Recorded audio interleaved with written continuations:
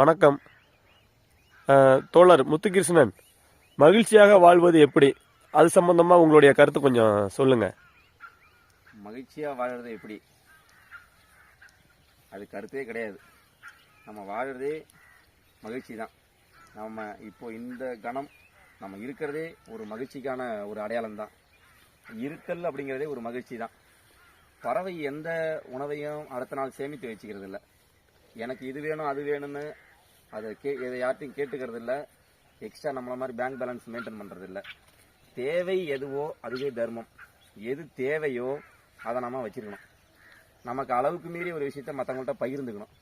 இயலாதவங்களுக்கு நம்மளால் முடிஞ்சதை கொடுக்கணும். அது அளவோ அது கிடையாது. உங்களோட நேரத்தை கூட, ஒரு சிறிய நேரத்தை, கஷ்டப்படுறவங்களுக்கு உங்களோட நேரத்தை கூட அவங்களோட பகிர்ந்துக்கலாம்.